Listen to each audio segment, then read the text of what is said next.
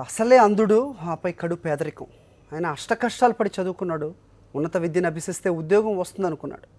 కాళ్ళు చెప్పులు అరిగేలా కార్యాలయాల చుట్టూ తిరిగిన ప్రయోజనం లేక ఆందోళన చెందుతున్నాడు. పట్టించుకునే వాళ్ళు కానరాక, సర్కారు కొలువు రాక ఆవేదన వ్యక్తం చేస్తున్నాడు. ఇది కరీంనగర్లో ఓ అంధుడి జీవిత కథ. సిరిసిల్లలోని ఓ నేత కార్మికుడు కొడుకు మల్లికార్జున్ చిన్నప్పుడే చూపును కోల్పోయినా చదువులో మాత్రం వెనకడుగు వేయలేదు. ఎంఫిల్, బీఈడీ పూర్తి చేశారు. 3 ఏళ్ల క్రితం పంచాయతీ కార్యదర్శి గ్రేడ్ 4కు సంబంధించిన 92 పోస్టుల భర్తీకి నోటిఫికేషన్ వచ్చింది. వీటిలో 1 అంధులకు కేటాయించారు. మల్లికార్జున్ తప్ప మరెవ్వరూ ఆ పోస్టుకు దరఖాస్తు చేయలేదు.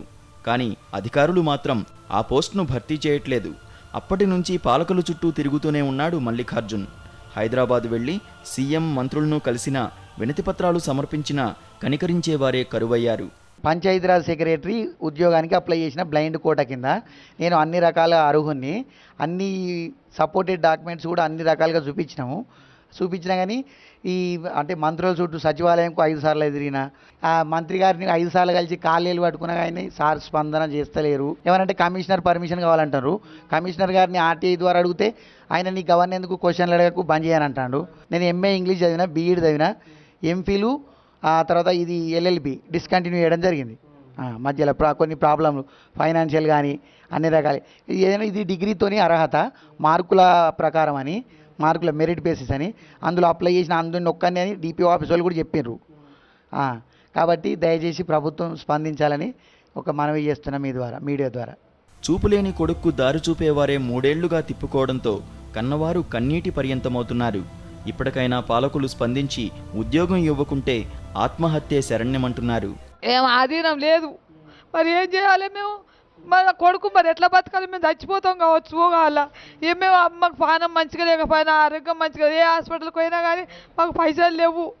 ఏడుకైనా కానీ 1000 కావాలి, లక్షలు కావాలంటే మాతో కాదు.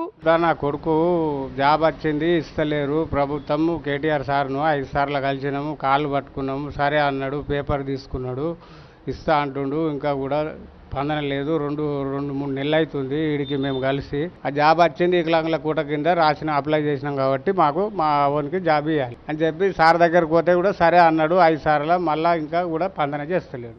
మల్లికార్జున్ విషయాన్ని డిపిఓ దృష్టికి సాక్షి తీసుకెళ్లగా ఉద్యోగాల భర్తీ ప్రభుత్వ నిర్ణయంపై ఆధారపడి ఉందన్నారు.